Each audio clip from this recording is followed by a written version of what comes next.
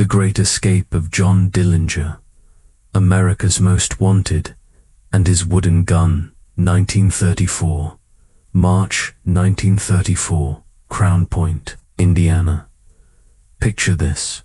You're locked away in a place they call the Lake County Jail. Thick concrete walls, armed guards everywhere, steel bars on every window. It's a fortress. To the outside world, you're finished. But inside those walls, a plan is brewing. John Dillinger wasn't the kind of man to go quietly. By 1934, he wasn't just a criminal. He was a celebrity. Bank robber, outlaw, folk hero to some, a menace to others. He had robbed banks across the Midwest, left police scratching their heads, and made the FBI look like amateurs. And now they finally had him, captured in Tucson, Arizona, after a hotel fire gave him away. Dillinger was extradited to Indiana. The authorities were proud. They paraded him in front of cameras. They laughed, posed, declared their jail escape.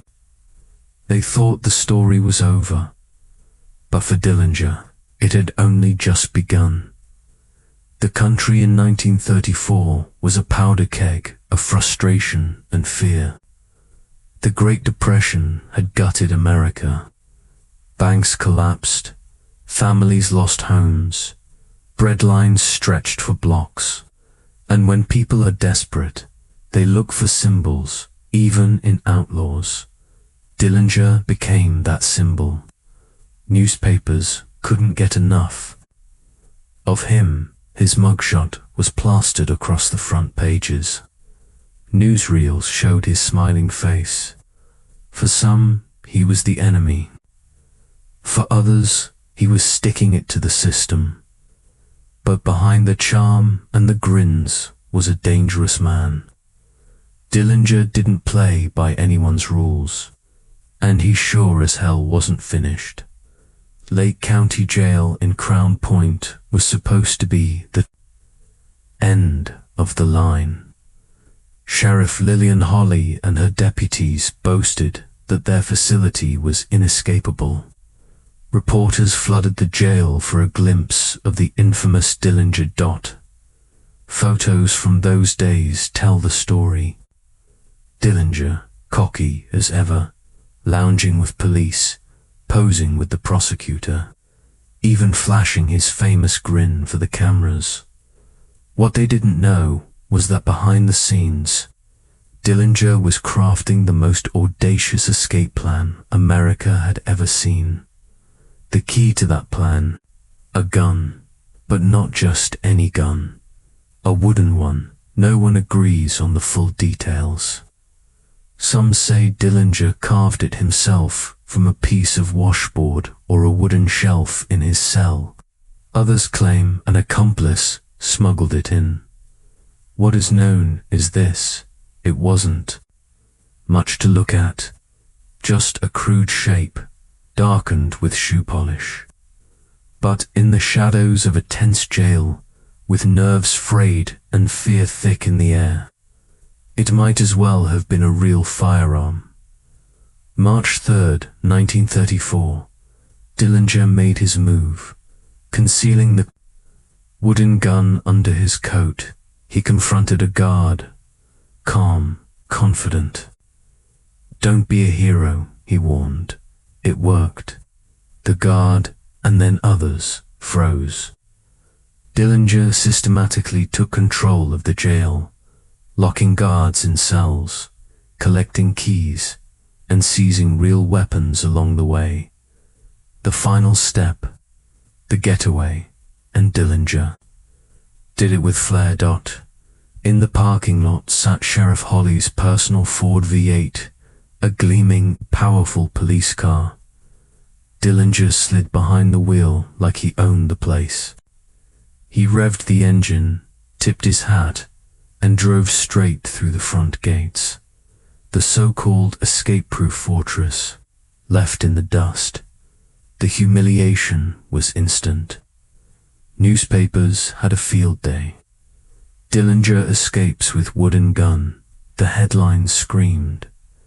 J. Edgar Hoover and the FBI were incensed. The Bureau was already under pressure for their inability to rein in the crime wave sweeping the country. Dillinger's escape was a direct challenge, a national embarrassment. A manhunt of unprecedented scale erupted. But Dillinger, he was gone. The outlaw melted into the American landscape, changing his appearance, robbing banks, evading capture at every turn. The public couldn't get enough.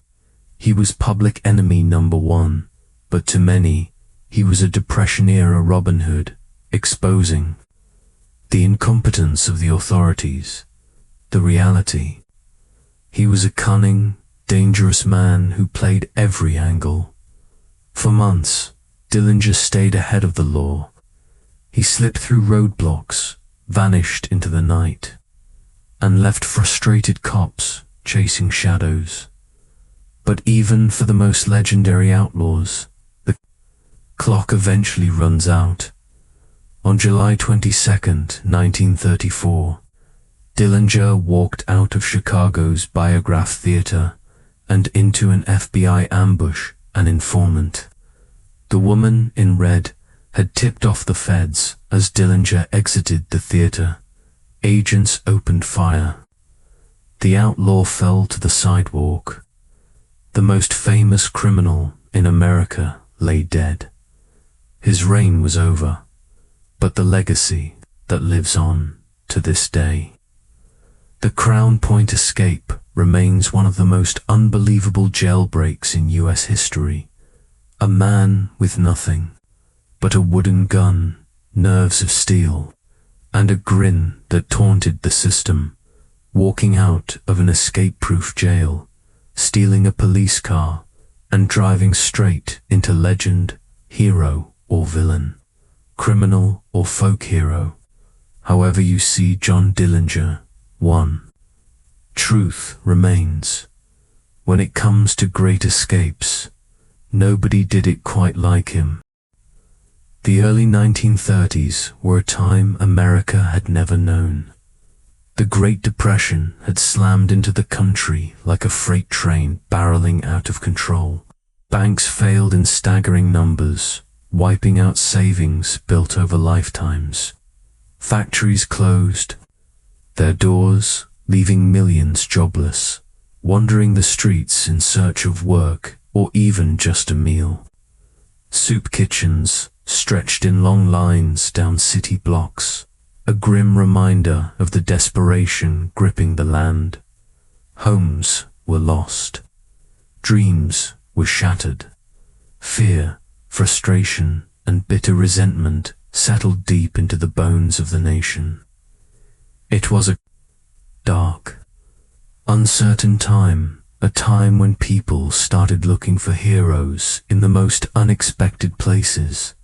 Outlaws, men who defied the law, not just to steal money, but to thumb their noses at the institutions they blamed for their suffering. Among them, one name rose higher than all others: John Dillinger. John Herbert Dillinger was born in Indianapolis, Indiana, on June 22, 1903. The middle child in a working-class family, his early years were a patchwork of hard work and strict discipline. His father, a machinist, toiled long hours to support the family, while his mother maintained a firm household. But John was restless from the start. School felt confining. Rules felt restrictive. By his teenage years, he was already wandering into trouble. Petty theft, car theft, small cons. The promise of a straight path dimmed early. His first arrest came when he was just 18, and from there, the spiral into crime accelerated. By 1924, Dillinger's criminal record landed him a 1-0. to 20-year sentence at the Indiana State Prison in Michigan City. But prison was not the end. It was a school of hard knocks where Dillinger learned the finer arts of crime. Inside those grey walls, he met master safecrackers and hardened criminals who taught him the skills that would define his later exploits: lockpicking, safe-cracking, planning escapes.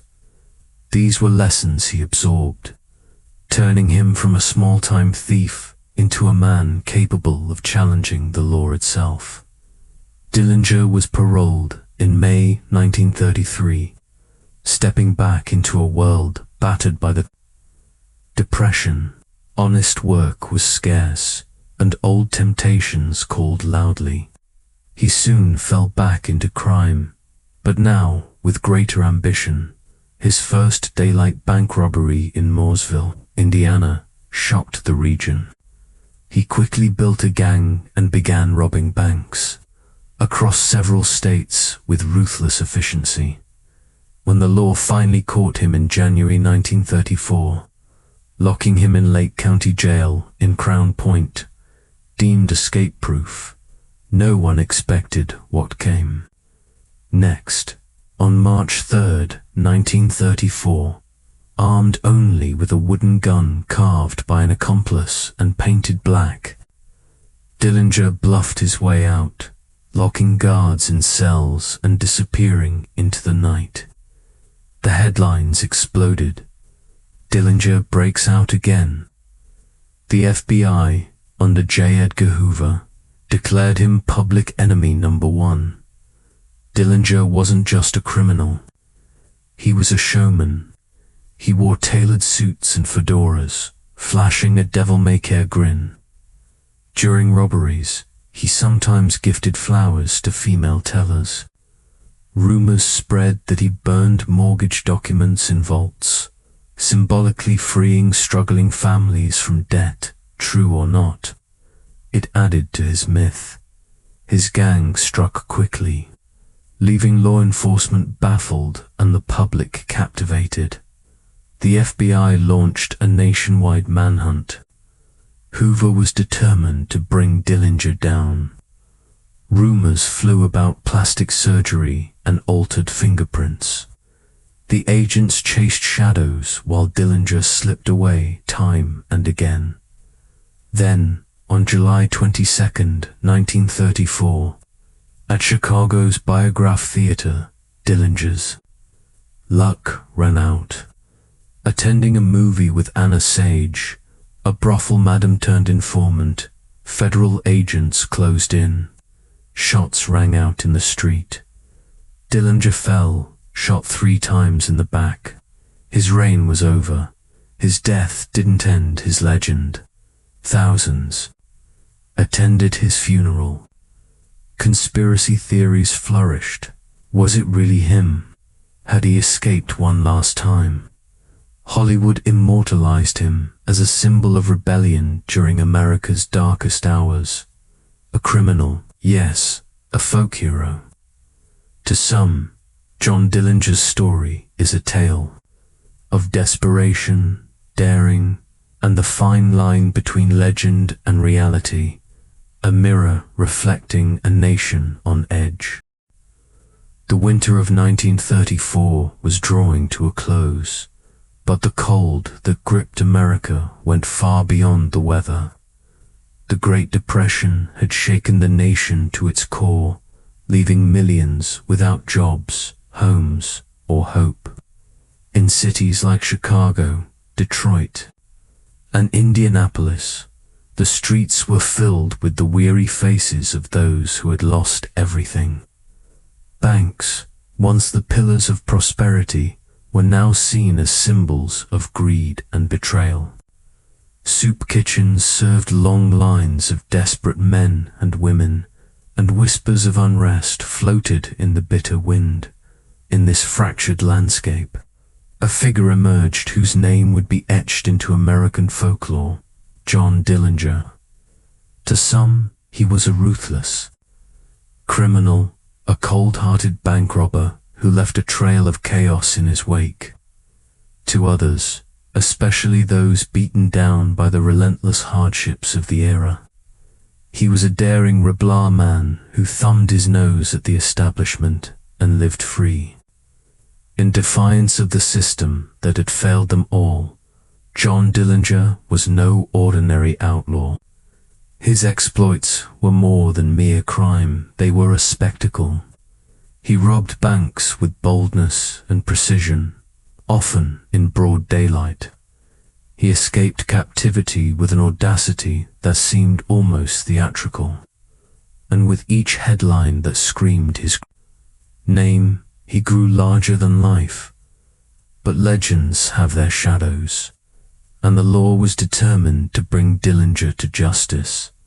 America's Most Wanted by early 1934, Dillinger's notoriety had reached fever pitch. Law enforcement agencies across the country were scrambling to catch him, but he had become a ghost, slipping through their fingers time and again. His charm and cunning made him a master of disguise and deception. With a sharp wit and a ready smile, he could disarm suspicion even in the tensest situations. But behind that grin was a calculating mind, a man who knew how to stay one step ahead. Dillinger's string of bank robberies spanned the Midwest, from Ohio to Illinois to Indiana, each more daring than the last. He and his gang would hit a bank, snatch thousands of dollars, and vanish into the night before anyone could raise an alarm. The speed and planning were impeccable. Get in, get out, and disappear. But what truly baffled the authorities was not just his ability to escape, capture it, was his ability to escape prison.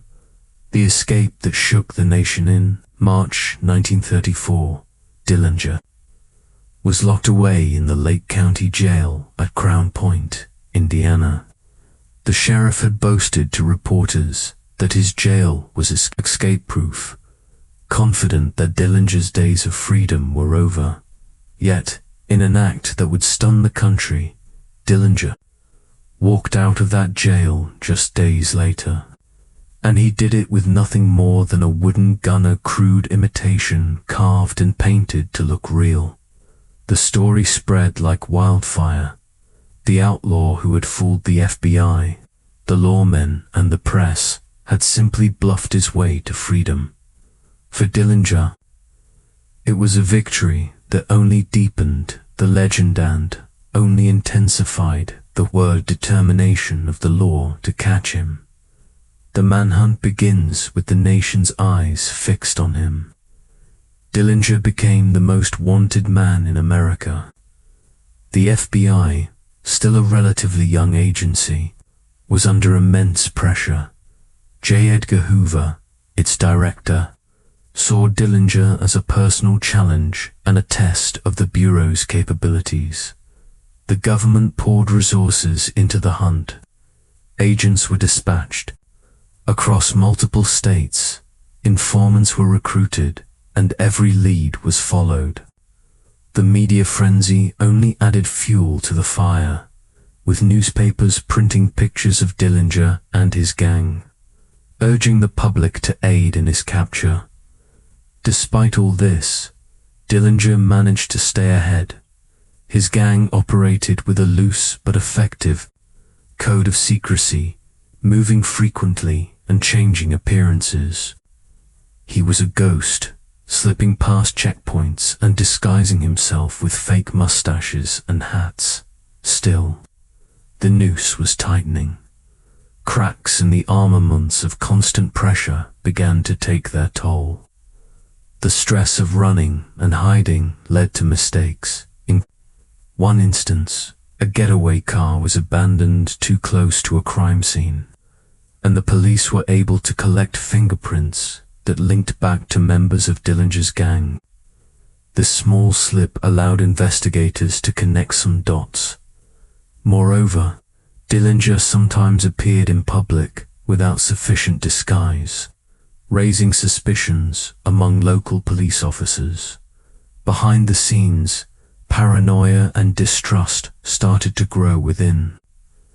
The gang, the constant threat of betrayal and capture made loyalty fragile. Enter Anna Sejamong. The figures who would play a critical role in the final chapter of Dillinger's story was Anna Sage, a Romanian immigrant living in Chicago, struggling with poverty and the fear of deportation. Anna found herself in a precarious position. The FBI approached her with a deal: cooperate with them to help catch Dillinger, and in exchange, they would overlook her immigration status. Anna agreed, knowing that her fate in America hinged on her willingness to assist the law. Her task was dangerous but simple: to attend a movie at the Biograph Theater in Chicago, wear a distinctive red dress, and act as a signal for FBI agents to identify Dillinger when he appeared. The stage is set July 22, 1934. Was an ordinary summer evening in Chicago. The streets hummed with the noise of cars and pedestrians, unaware that history was about to be made. Inside the Biograph Theater, John Dillinger and his companions settled in to watch the latest film.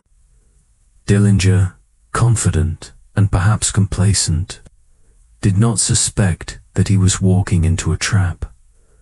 Outside, FBI agents waited in the shadows, their eyes fixed on the entrance. Anna Sage, the woman in red, sat among the crowd, her bright dress a beacon in the dim theater. The final confrontation when the movie ended and Dillinger stepped out onto the street. Anna's signal was given. Freeze. FBI, came the shouted command. Dillinger reached for his pistol, but the agents were faster. Shots rang out in the night air, echoing through the streets. Dillinger crumpled to the pavement, blood pooling beneath him. The outlaw who had eluded the law for so long was finally caught and killed. Aftermath and legacy news of Dillinger's death spread quickly across the nation. Some mourned the loss of a man they saw as a symbol of resistance. Others celebrated the triumph of justice. For the FBI and law enforcement, the capture was a major victory. It demonstrated that even the most elusive criminals could be brought down. But Dillinger's legend was far from over. Stories of his daring exploits, his wooden gun escape, and his final moments continued to captivate the public imagination for decades to come. The relentless pursuit of John Dillinger was not just a chase. It was a war waged in shadows and whispers, in fleeting clues and narrow escapes. Every lawman, from local sheriffs to federal agents, was part of the growing net tightening around America's most wanted outlaw. But this manhunt was unlike any other before it. A battle of wits and nerve that gripped a nation desperate for justice and closure. Pressure mounts on the run months. On the run are enough to break the strongest of men. Dillinger and his gang knew this better than anyone. From dingy hideouts in rural farms to cramped apartments in Chicago's underbelly, the fugitives lived in constant fear of betrayal, fear of capture, fear of the unknown, the freedom Dillinger enjoyed was a fragile illusion. The harsh reality was a life on the edge, forever looking over one shoulder. The adrenaline of each robbery and escape came with the toll of exhaustion and paranoia. No one was immune to mistakes. The gang's fractures within Dillinger's circle. Tensions festered. Each member was haunted by the possibility that one wrong move could lead to arrest or worse. Trust was a currency in short supply. Some members began to question Dillinger's leadership. Was his growing ego putting them all in danger? Did his desire for spectacle make him reckless? Arguments erupted behind closed doors. Heated words gave way to cold silences. Amidst this turmoil, a few sought their own way out hither through. Cooperation with authorities or simply disappearing into the crowd. This weakening of unity would prove as dangerous as any bullet. Clues and close calls the law closed in not just through brute force, but patient detective work. Fingerprints found on abandoned vehicles linked gang members to crimes. Witnesses started to piece together descriptions of Dillinger's appearances and movements. Police and FBI agents painstakingly pieced together a timeline of Dillinger's crimes, his contacts, and his hideouts. Each lead was followed, sometimes fruitlessly, sometimes narrowly missing the target.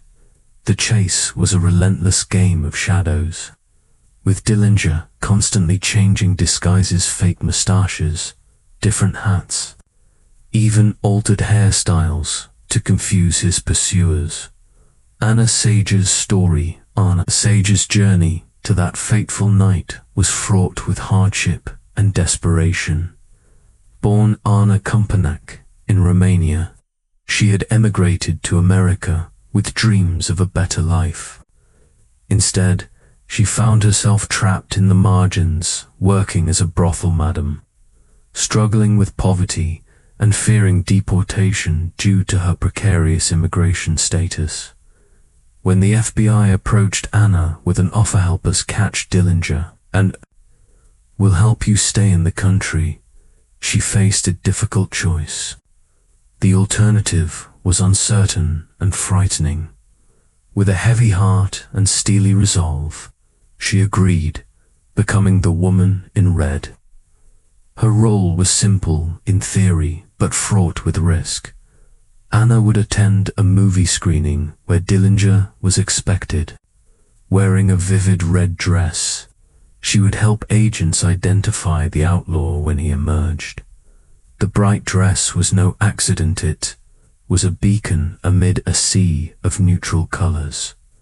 For Anna, the night was a gamble. If the plan failed, she would face retribution. From Dillinger's gang, or worse, deportation without any chance of appeal. Her courage to go through with the plan was a pivotal moment in the manhunt. The calm before the storm, July 22, 1934, was marked by an eerie stillness.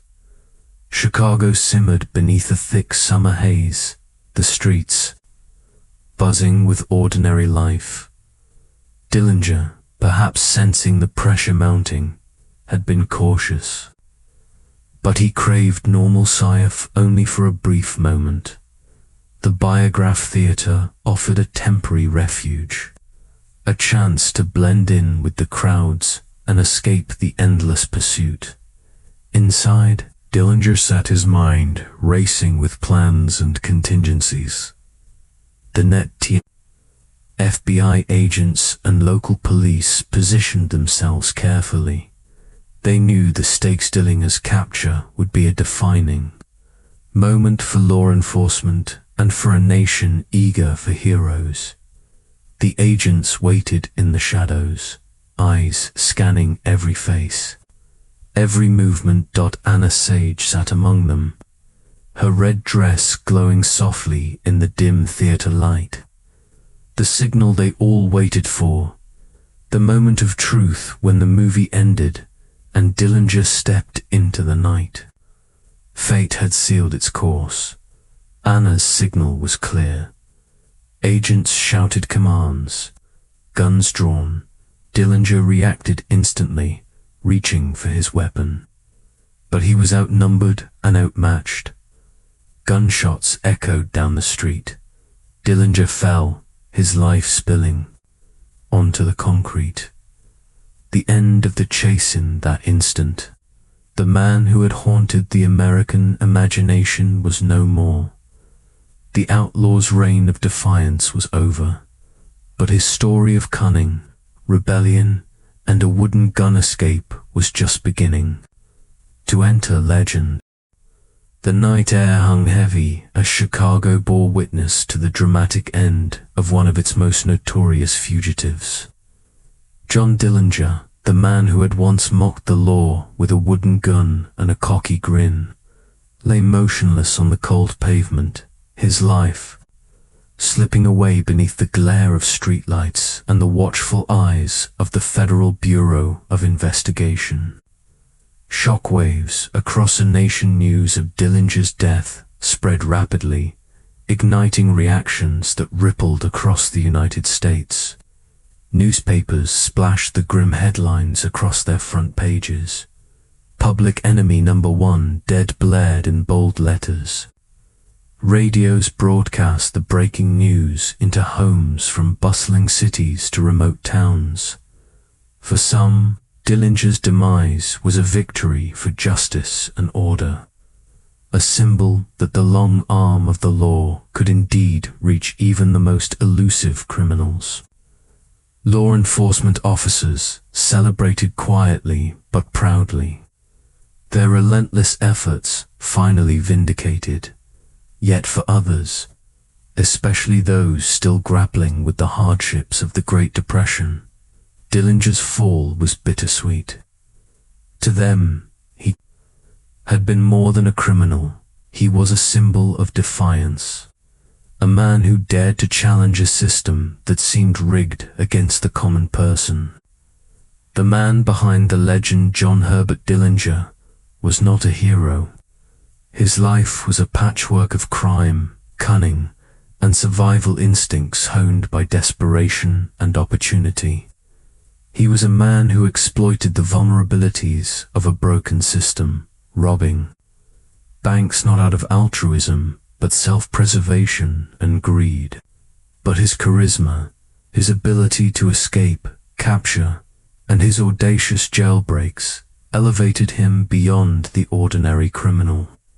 He became a legend, not because of his crimes alone, but because of his uncanny knack for survival and the almost theatrical flair with which he carried out his deeds. The FBI's hard-won triumph. Edgar Hoover seized upon Dillinger's capture and death as a defining moment for his agency. The FBI was transformed in the public eye from a fledgling bureau into a powerful federal force capable of taking down America's most dangerous criminals. Hoover used the event to push for expanded powers and resources, arguing that only a strong federal law enforcement agency could protect the nation from the chaos unleashed by gangsters like Dillinger.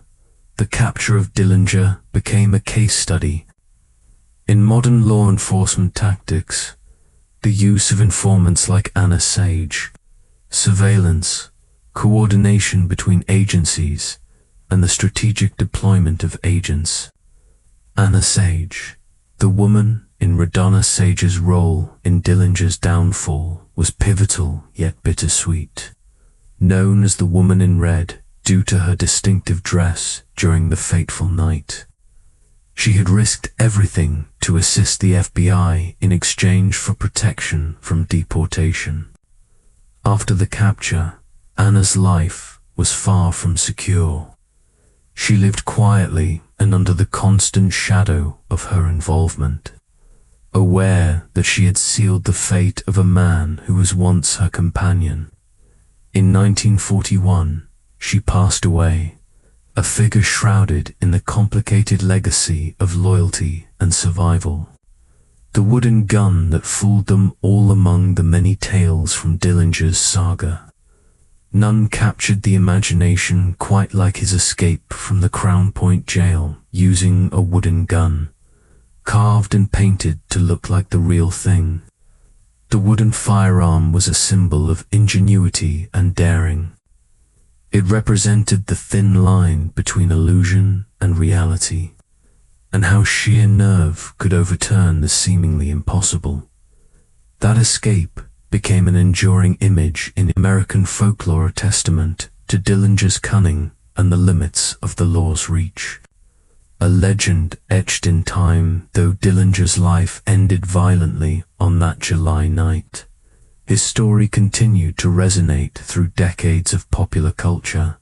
Books, movies, songs, and documentaries retold his exploits, painting him as both villain and anti-hero, criminal and folk legend. His life became a mirror reflecting the contradictions of an America struggling through economic hardship and social upheaval. A man who defied authority at great personal cost and captivated a nation desperate for stories of rebellion and survival. Justice and reflection in the end. John Dillinger's story is a cautionary tale. It reminds us of the complex interplay between society and crime, between desperation and morality. While he was no saint, his ability to evade capture for so long exposed the weaknesses of law enforcement in an era before modern technology. His capture marked the dawn of a new age of policing, one that embraced intelligence, coordination, and the power of federal authority.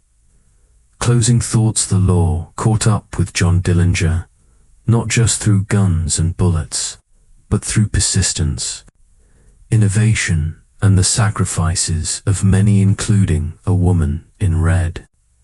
His story is a chapter in America's ongoing struggle to balance freedom with order, rebellion with justice. When the dust settled, one fact remained clear.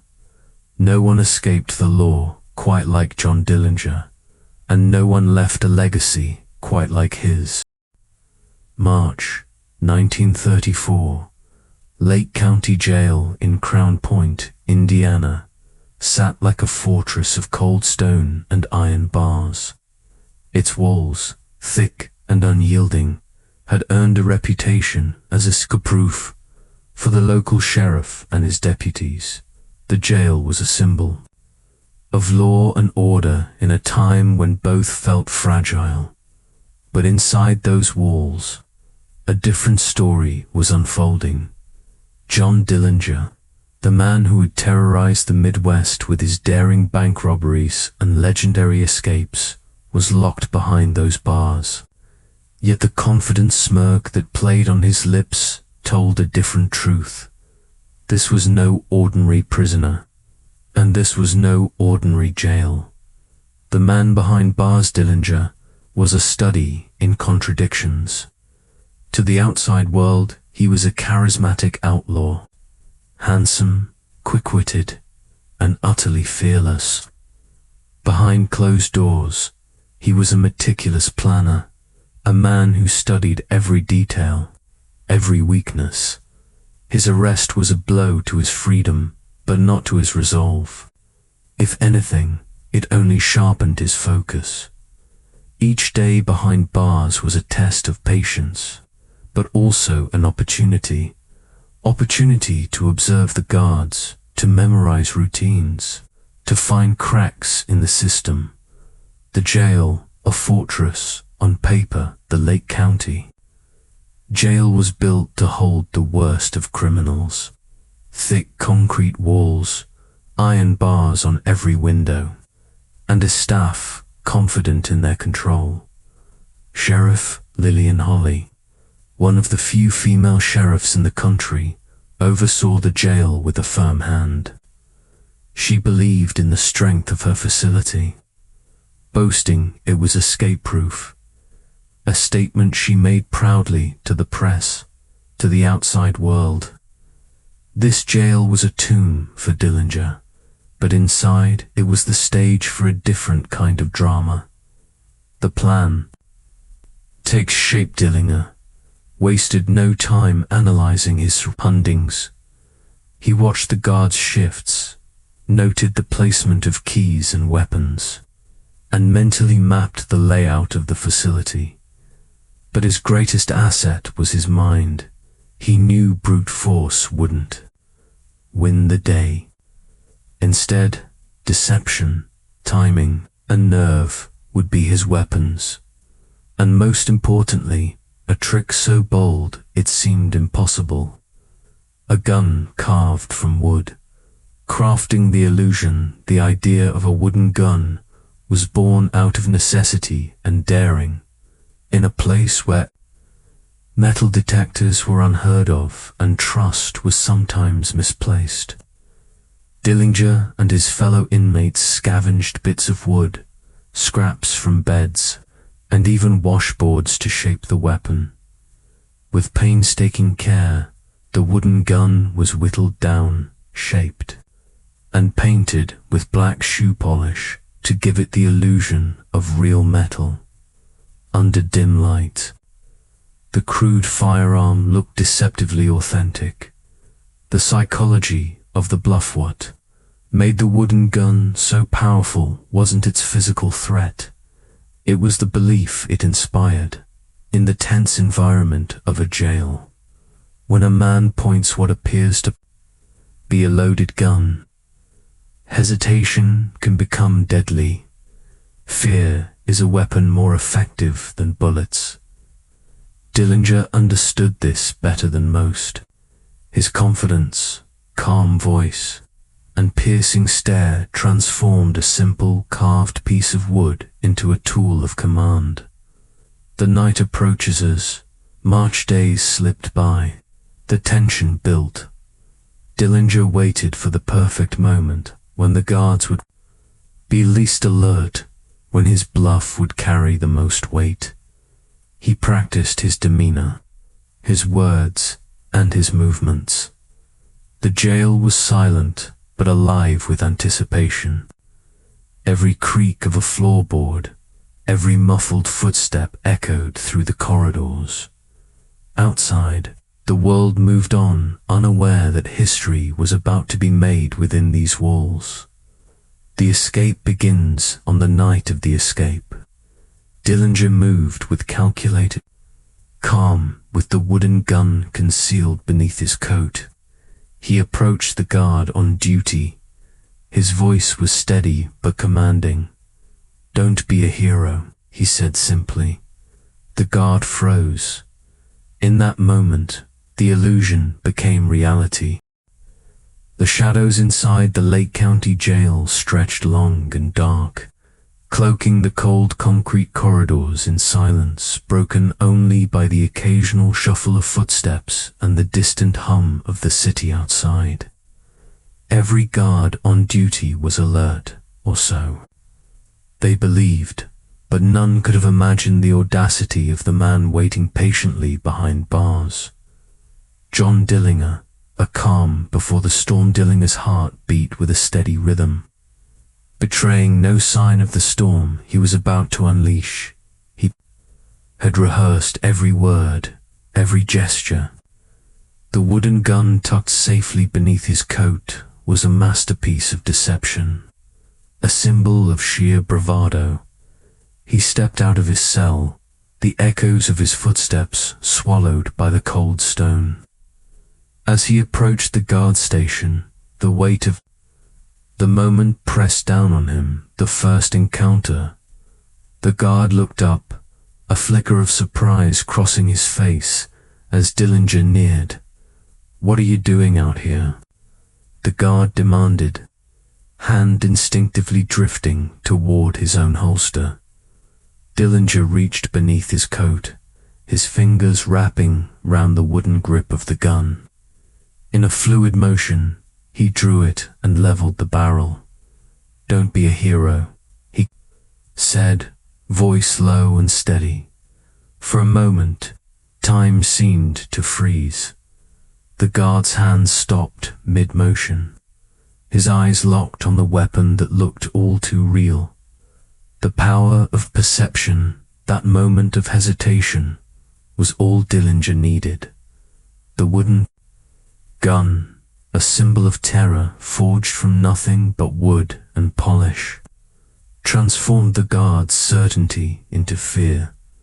Fear is a potent force. It can paralyze, confuse, and make the impossible seem plausible. Dillinger had harnessed this force perfectly, seizing control with the guard immobilized. Dillinger wasted no time. He commanded the man to open the cell block doors, his tone calm but unwavering. Step by step, the escape plan unfolded. Other guards were confronted, some subdued with threats, others confused by the sudden reversal of power. Keys were seized, doors unlocked, weapons taken. The jail, once a fortress, was slipping through the fingers of its keepers, the prisoners, hope inmates, who had long resigned themselves to confinement, watched in disbelief as Dillinger strode past. For them, the wooden gun was more than a prop. It was a beacon of possibility. Some dared to hope the bold walk to freedom as Dillinger approached the final barriers, the massive steel doors and barred windows. His heart pounded, but his steps did not falter. The escape-proof jail was now an obstacle overcome by nerve and cunning. Beyond the last door lay the parking lot, the open air and freedom itself. The sheriff's car waiting just outside was the sheriff's prized Ford V8, gleaming. Under the flickering streetlights, Dillinger slipped behind the wheel. The engine's roar, a sweet sound of liberation. The final act with a tip of his hat to the stunned officers still locked inside. Dillinger drove through the gates and into history. The legend of the wooden gun was born.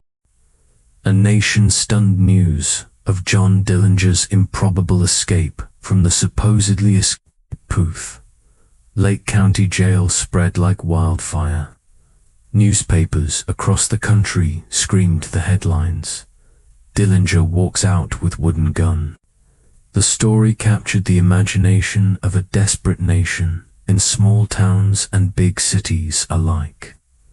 People gathered around radios, shared the tale in hushed tones, and debated the audacity of a man who had fooled the entire law enforcement system. Humiliation for the authorities, for the sheriff's department in Crown Point and law enforcement agencies nationwide. The escape was a humiliating spectacle. Questions swirled. How could such a brazen act happen under their watch? How could a wooden gun command such obedience? Sheriff Lillian Holly faced intense scrutiny, though many sympathized with her position as one of the few female sheriffs of the era managing an underfunded facility. The FBI, already under pressure to capture Dillinger, vowed to redeem their reputation. The manhunt escalates. Dillinger's escape transformed the manhunt into a national obsession. Federal agents poured into the Midwest. Informants were sought. Leads chased relentlessly.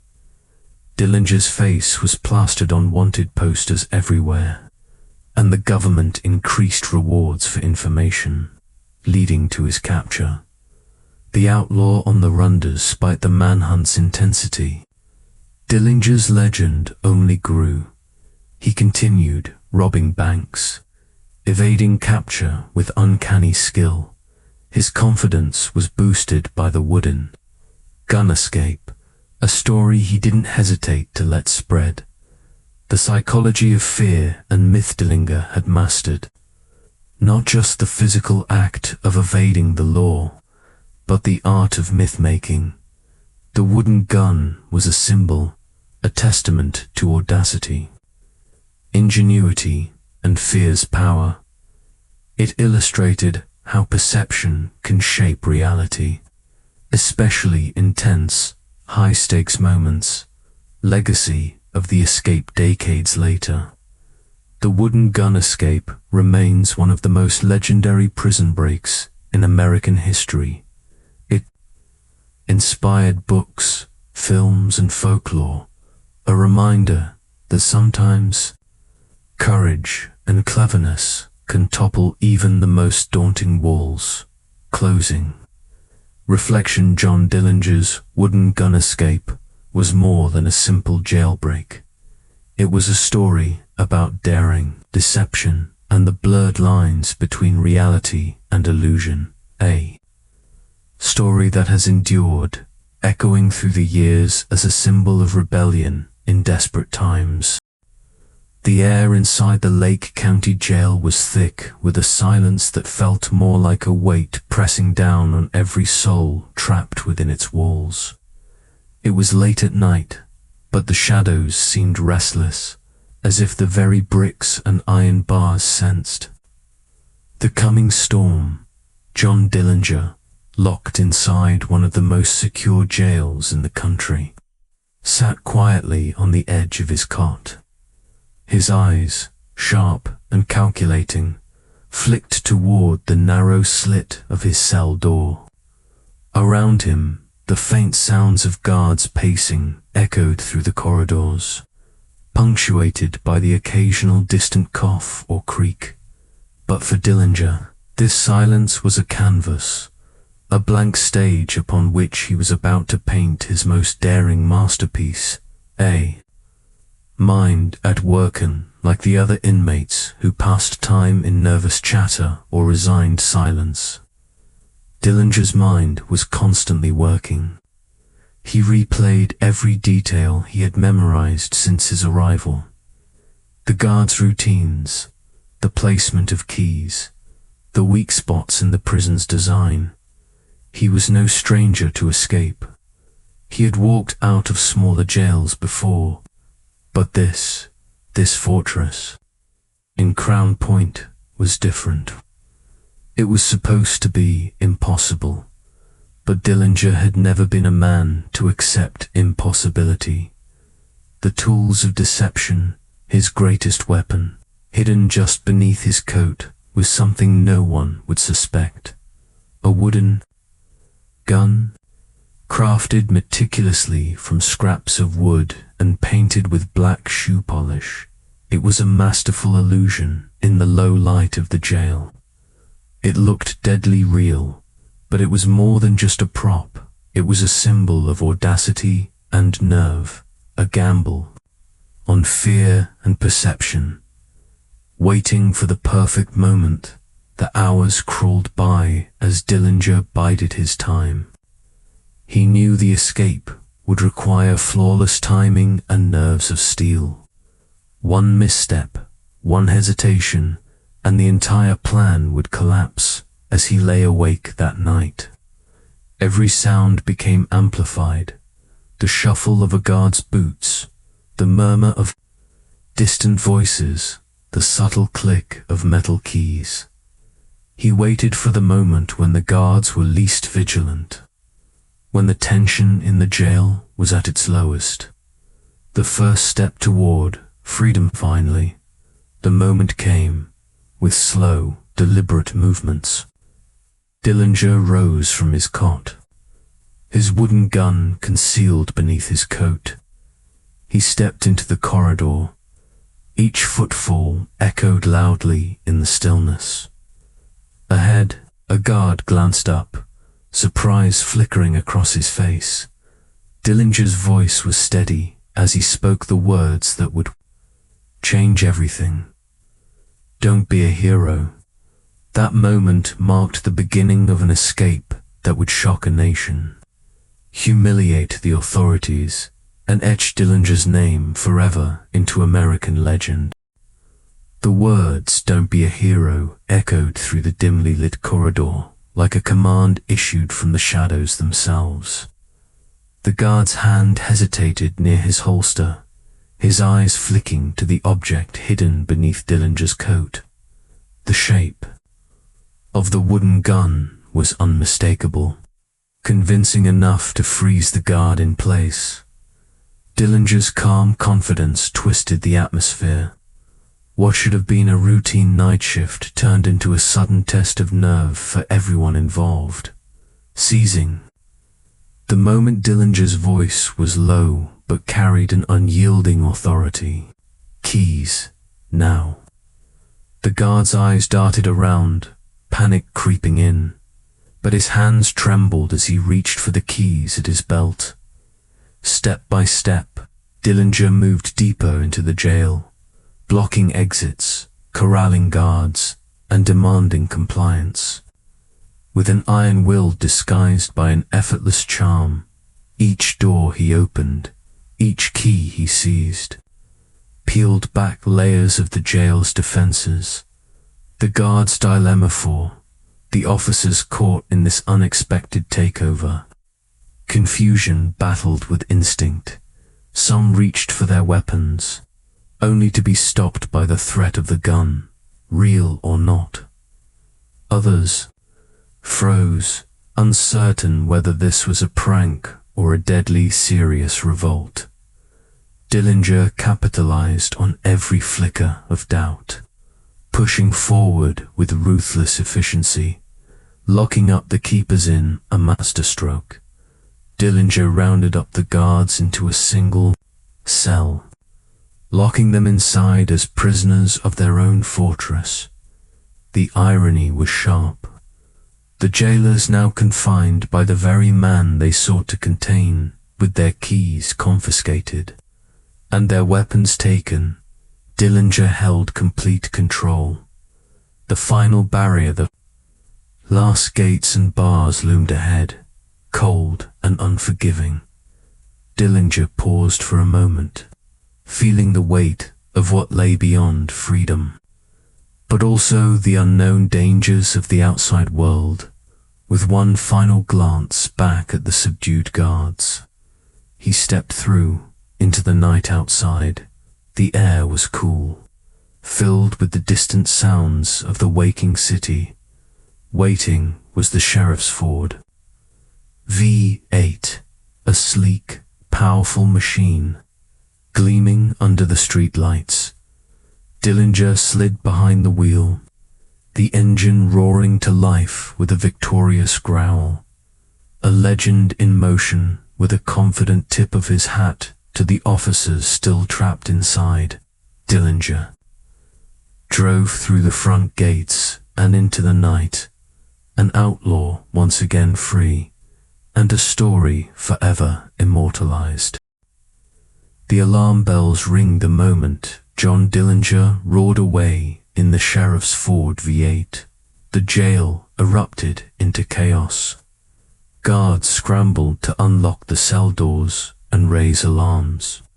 Phones rang frantically in sheriff's offices and police stations.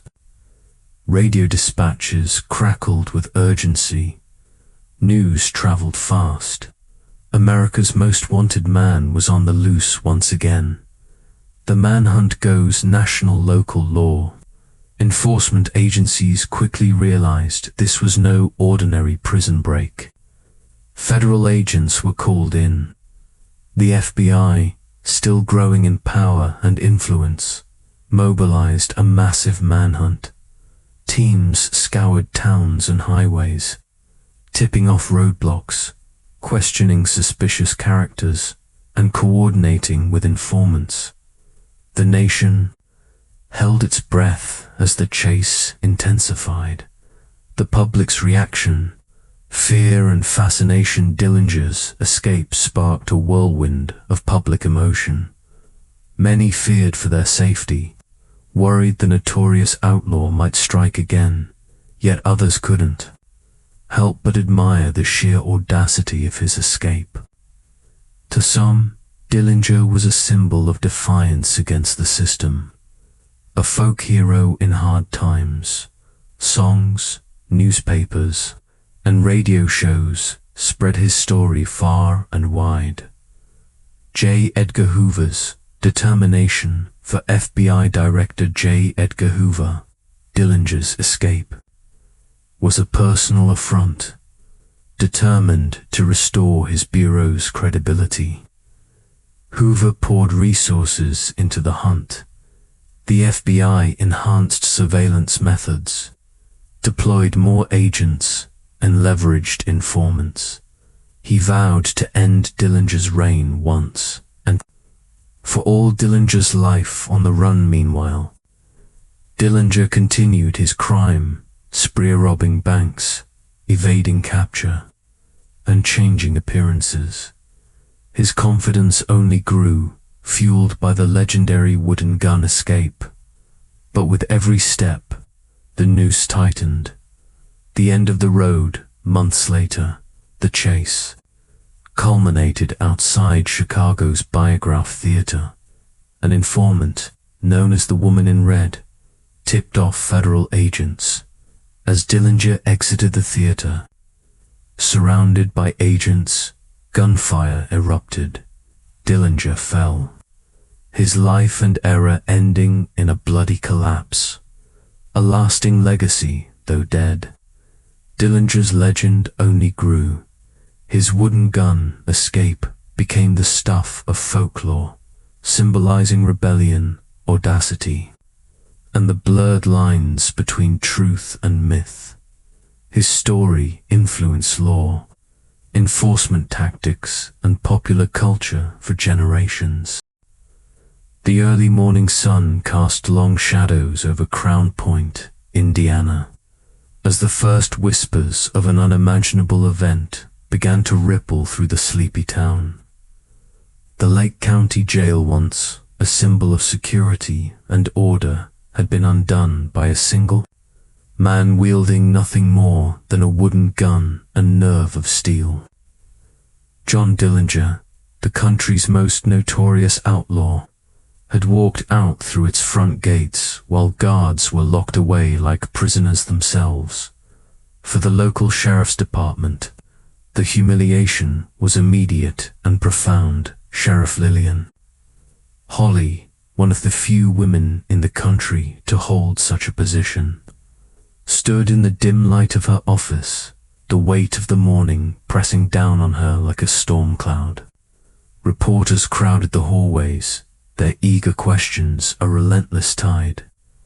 Flashbulbs popped as photographers captured the tense expressions on the faces of jail staff. A fortress turned punchline. What made the humiliation sting so deeply was the jail's reputation. The facility had been proudly touted as escape-proof. Officials had boasted to the press, to the public, even to their own staff, that no one could break out, not even Dillinger. Now, headlines blared across newspapers nationwide. Escape. Jail foiled by wooden gun. Dillinger walks free. Law enforcement embarrassed. Sheriff's jail turns into national laughingstock. The story was everywhere, from front-page news to late-night radio programs. Satirical cartoons mocked the ease with which the notorious criminal had outsmarted his captors. The fallout begins inside law enforcement circles. Shock gave way to frustration and anger. Officers who had dedicated their lives to upholding the law now grappled with the bitter taste of failure. Criticism was swift and unforgiving. The corridors of power buzzed with tension. News of Dillinger's escape had reached state capitals and Washington, D.C., igniting a political firestorm. Elected officials demanded answers, and law enforcement leaders found themselves scrambling to manage not only the practical fallout but also the mounting public outrage. Political pressure mounts as officers received urgent telegrams and phone calls. Newspaper editorials called for resignations. The sheriff's department, once a local beacon of pride, now faced relentless scrutiny. Sheriff Lillian Holly sat through endless meetings with state officials and legislators who grilled her about how such a breach could occur. Every detail was dissected: the jail's design, staffing levels, training protocols, even the hiring practices of the guards.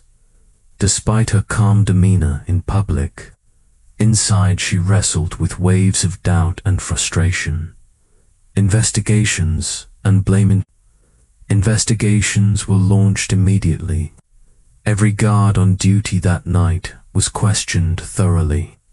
Reports were compiled. Finger-pointing began. Some officers sought to explain the failure with claims of surprise and fear. The wooden gun had been convincing enough to paralyze their reactions. Others whispered about complacency, understaffing, or lax security measures, but the public wanted justice and accountability. Names were called out in the press. Rumors spread like wildfire. The personal toll behind closed doors. Many of the officers involved wrestled with shame and guilt. Their professional reputations were tarnished. Some feared for their careers, others for their personal safety. Dillinger's followers were known to retaliate. Sheriff Holly received threatening letters and faced mounting pressure from her community. The weight of responsibility was crushing. The FBI steps in John Dillinger's escape was not merely a local embarrassment. It was a national crisis. The Federal Bureau of Investigation, under the steely leadership of J. Edgar Hoover, moved swiftly to reclaim its shaken authority. Hoover, already eager to cement the FBI's reputation as America's premier crime-fighting agency, used the escape as a rallying cry. Resources poured in, new agents were dispatched, and intelligence networks expanded to track down Dillinger and his cohorts. Policy, overhauls, and new strategies. The humiliation exposed glaring weaknesses, not just in Lake County's jail, but across the nation's law enforcement infrastructure. In response, prisons and jails nationwide underwent reviews and security overhauls. New protocols were developed, stricter guard rotations, enhanced surveillance, and improved training in crisis situations. The FBI also began pioneering modern manhunt techniques, coordinating multi-state operations, using informants more effectively, and developing forensic methods to track fugitives. Cultural impact. The making of a legend while law enforcement scrambled to recover. The public's fascination with Dillinger intensified. His escape with a wooden gun became a symbol of audacity and rebellion during hard times. Hollywood seized on the story, producing films that romanticized his exploits. Newspapers printed ballads and editorials that portrayed him alternately as villain and folk hero. The humiliation suffered by law enforcement ironically contributed to Dillinger's mythic status, a reminder that sometimes the system's failures become the stories people remember most. A lasting legacy, though. The immediate consequences were painful for those tasked with capturing Dillinger. The escape triggered reforms that shaped modern law enforcement. The lessons learned from the failure at Lake County Jail echoed for decades, influencing policies, training, and public expectations of justice. 1. Shadows over America. The 1930s arrived in America like a dark storm. The Great Depression gripped the nation by the throat. Banks collapsed. Families lost their homes. Soup kitchens stretched for city blocks. Fathers stared at empty dinner tables. Children went to bed hungry. The American dream seemed shattered, replaced by boarded-up storefronts and unemployment lines. And in the middle of this despair, people craved hope or, at least, a distraction. That's when the name John Dillinger began to echo through the streets. whispered in bars, shouted on street corners, splashed across newspapers. Some called him a monster, others a hero, but one thing was certain: John Dillinger was no ordinary criminal. Point 2. The making of a criminal born June 22, 1903, in Indianapolis, Indiana. John Herbert Dillinger grew up in a working-class family. His mother died when he was young. His father, a stern but well-meaning man, struggled to keep his restless son in line. Young John was smart but wild.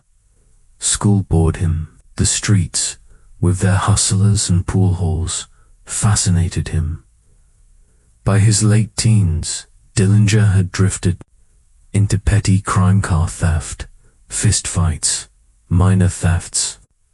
But it wasn't until 1924 that his path took a darker turn.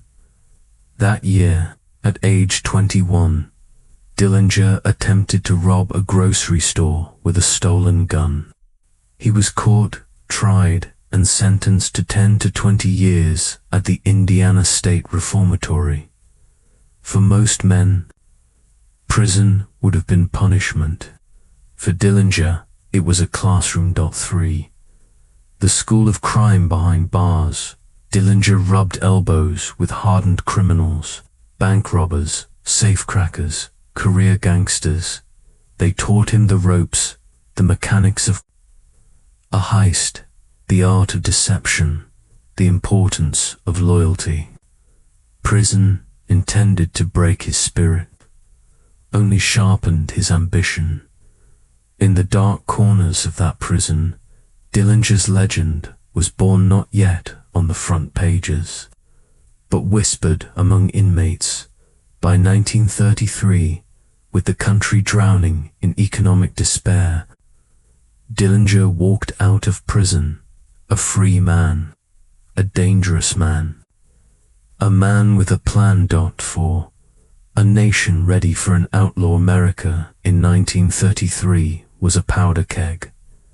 Banks were despised, the government distrusted, law enforcement seen as ineffectual or corrupt.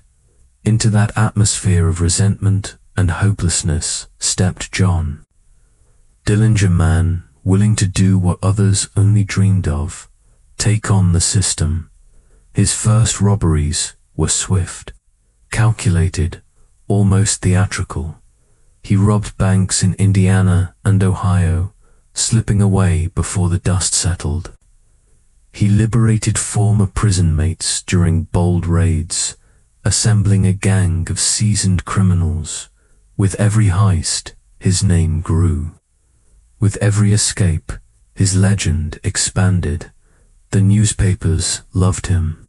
The public, desperate for someone to shake up the status quo, began to cheer him. Annie Van as bullets flew. TOT5. The gang and their reign. The Dillinger gang was no ragtag crew. Loyal, efficient, armed to the teeth. They struck banks with military precision. Getaway cars roared down back roads. Money changed hands. Police were left scrambling. By late 1933, Dillinger had robbed more than a dozen banks across the Midwest. His take: thousands of depression, dollars a fortune to the struggling public. But Dillinger wasn't handing out charity. He wasn't Robin Hood, no matter how the songs portrayed him. He was lining his own pocket sand, building his myth. Still, too many. He was proof that the powerful could bleed. 6. The Great Escape. Sif, robbing banks, made Dillinger famous. Escaping captivity made him a legend. In September 1933, Dillinger was arrested in Dayton, Ohio, but his crew wasn't about to let their leader rot behind bars. Just days later, his gang stormed the jail, guns blazing, freeing Dillinger in a daring jailbreak. But the most infamous escape came months later at the so-called escape-proof Crown Point jail in Indiana. Using a wooden gun carved from a washboard, painted black Dillinger bluffed guards, locked them in cells, and strolled out the front door. He stole the sheriff's car for good measure. The newspapers had a field day. The public roared with laughter. Law enforcement fumed with humiliation. Dillinger's legend was cemented. 7. Public enemy number 1. The escape from Crown Point pushed Dillinger to the top of the FBI's most wanted list. J. Edgar Hoover, still shaping his young bureau, saw Dillinger as the perfect targeter, high-profile criminal whose capture would prove the FBI's worth. The term public enemy number 1 was coined. Wanted posters plastered cities. Rewards were offered. Agents scoured the country. But Dillinger was slippery. Fake IDs, safe houses, plastic surgery, even facial reconstruction and fingerprints burned off. Dillinger used every trick in the book. Yet, even as he ran, his myth flourished. Songs, films, tabloid headlines. America's outlaw had become a celebrity. 8. Love, loss, and lease. In the midst of the chaos, Dillinger found lover, at least. Something close to it. Evelyn Billy Frechette, a waitress of mixed Native American and French descent, captured his heart. Their romance played out against a backdrop of raids, hideouts, and near misses. But love couldn't shield them from the law. Billy was arrested, interrogated, imprisoned. Dillinger's world, once flush with confidence, began to unravel. Every safe house felt like a trap. Every alley a dead end. The net was tightening. 9. Betrayal and the final act. July 22, 1934. Chicago, the Biograph Theater. Dillinger, disguised but ever bold, slipped into the theater with Anna Campanis, known as the Woman in Red.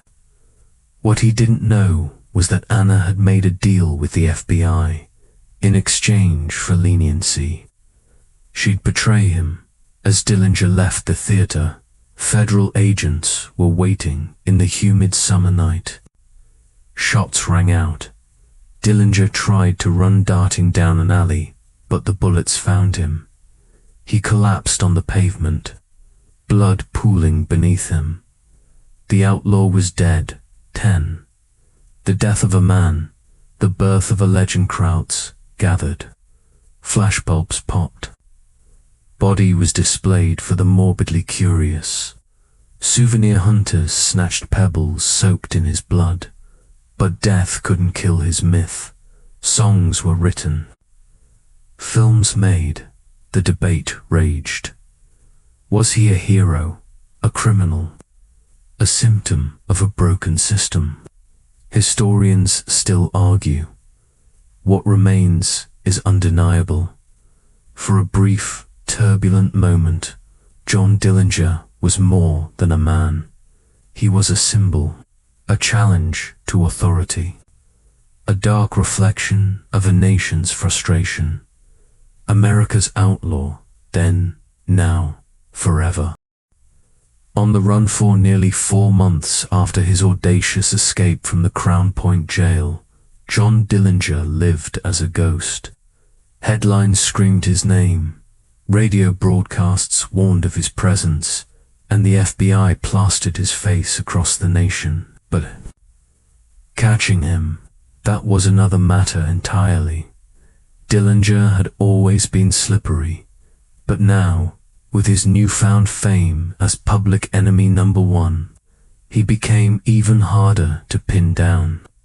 With fake identities, rented apartments under aliases, and a constant, network of accomplices, he weaved through the Midwest like smoke. His robberies were as bold as ever. Banks in Wisconsin, Indiana, and Ohio reported daylight heists executed with military precision. Witnesses described him as calm, even charming, in the face of chaos. His gang was fractured, but his determination remained. Yet beneath the bravado, Dillinger knew his time was running short.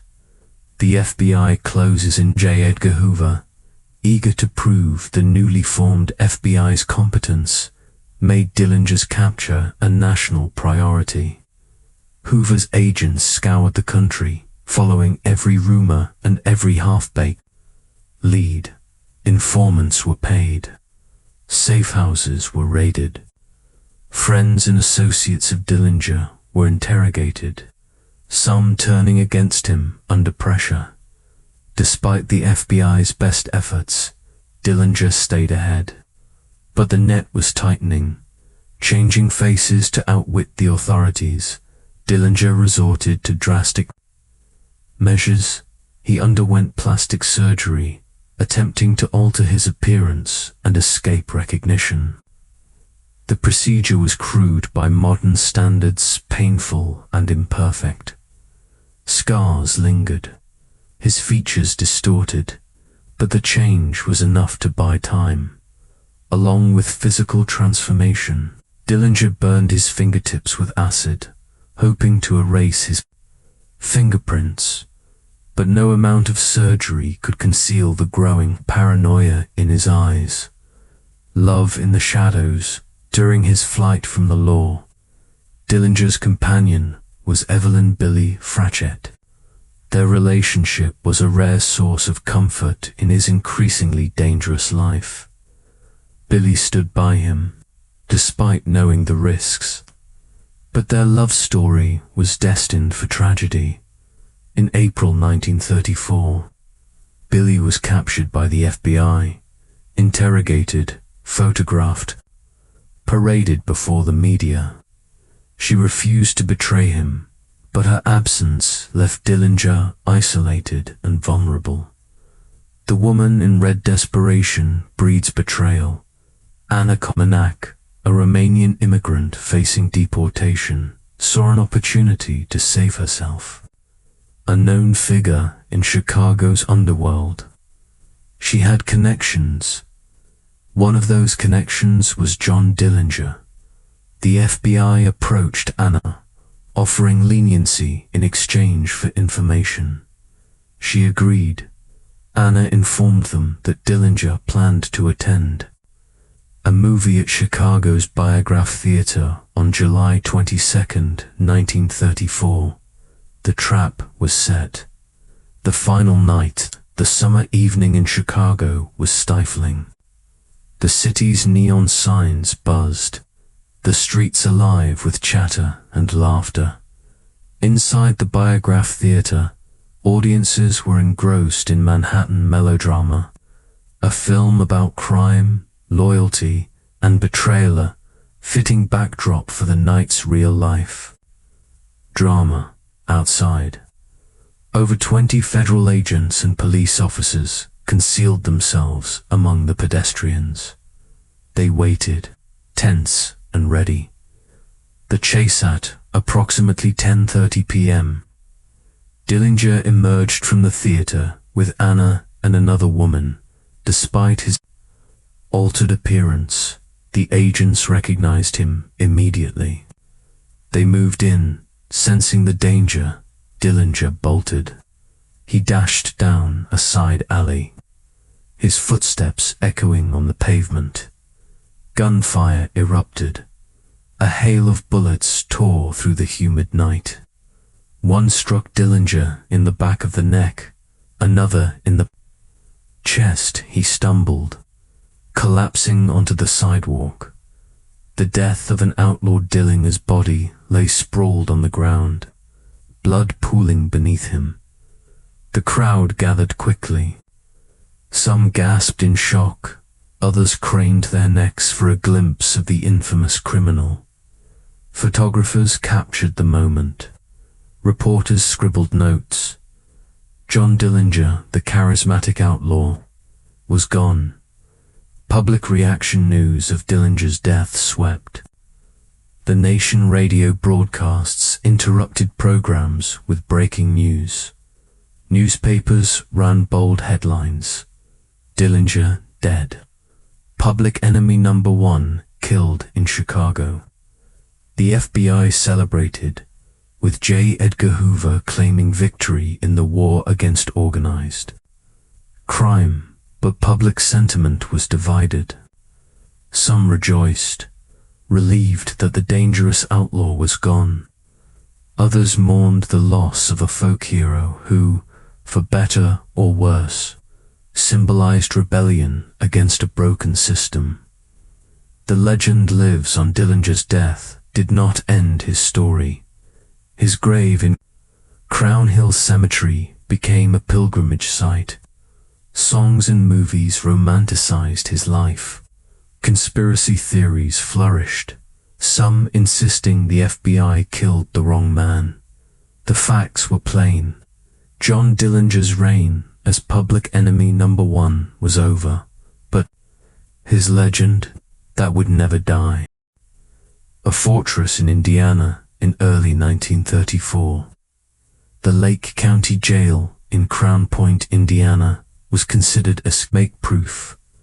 Its thick concrete walls, reinforced steel bars, and armed guards gave law enforcement confidence that no criminal, no matter how dangerous, could slip through its defenses. The man inside those walls, however, was no ordinary criminal. John Herbert Dillinger had already earned a reputation as America's most daring outlaw.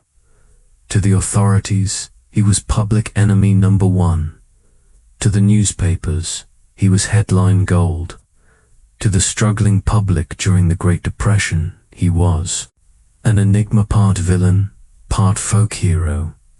But even behind bars, Dillinger was planning his next move. The unshakable outlaw Dillinger's arrest had been a victory for law enforcement. His escape from prison in Lima, Ohio, months earlier, had humiliated the authorities. His string of bank robberies had embarrassed the Midwest's police forces. Capturing him, at last alive, seemed like justice served. But those who knew Dillinger understood he was never one to sit quietly and accept his fate. Inside Crown Point, Dillinger studied the routines. He observed the guards, their habits, their weaknesses. His charm won him small privileges, and his audacity fueled his determination. The press swarmed the jail, eager for photos. Sheriff Lillian Holley posed confidently, assuring the public that Dillinger was going nowhere.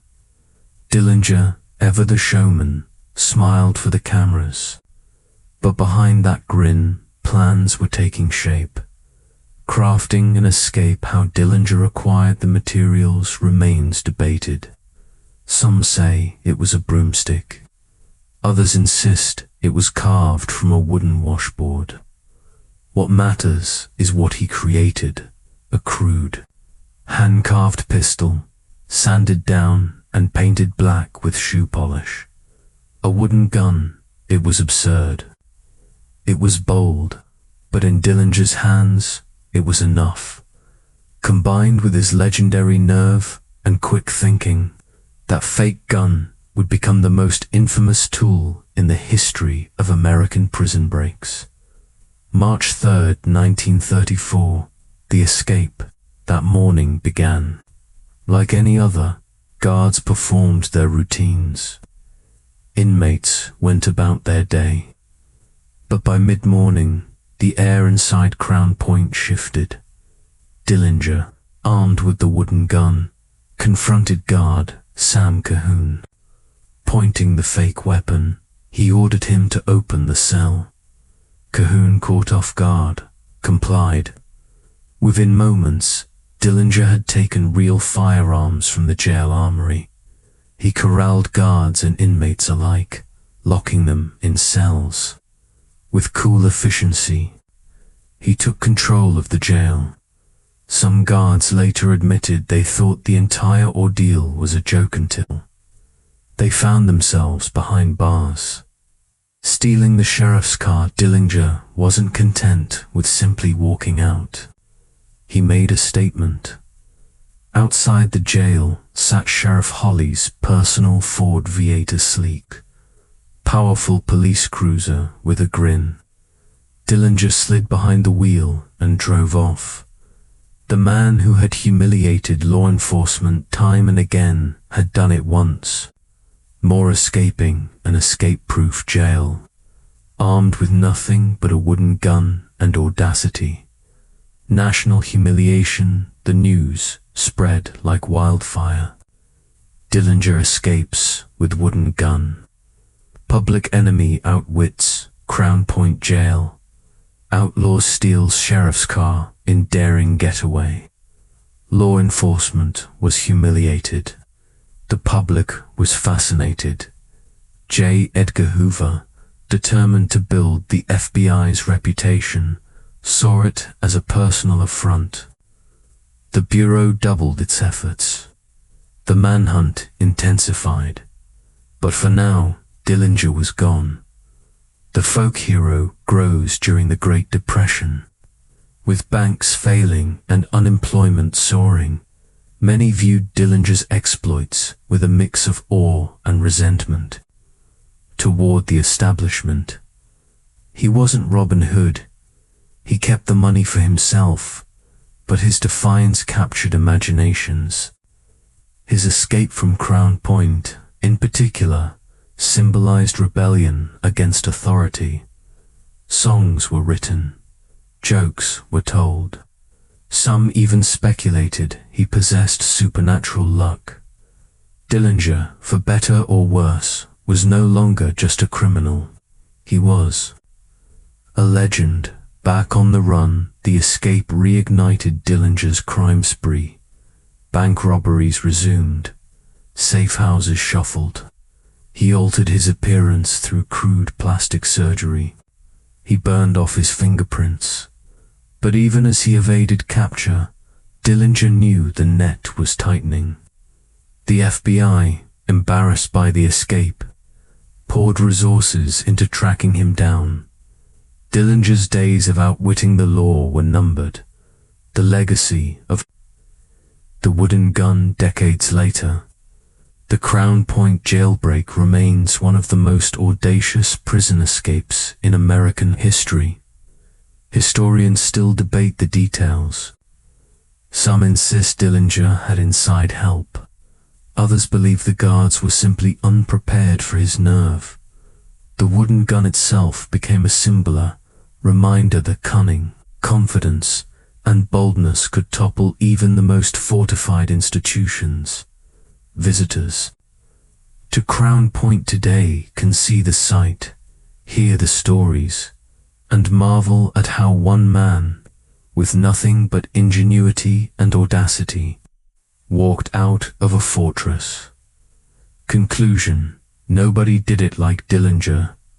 John Dillinger's life ended in a hail of gunfire outside Chicago's Biograph Theater months later. But his legend and the audacious Crown Point escape live. Unlove him or hate him, one thing remains clear. When it came to defiance, daring, and prison breaks, nobody did it quite like John Dillinger. The wooden gun. It was more than a prop. It was a symbol of rebellion, a mark of infamy, a testament to the power of sheer nerve, and in the annals of American outlaw history, it remains unmatched.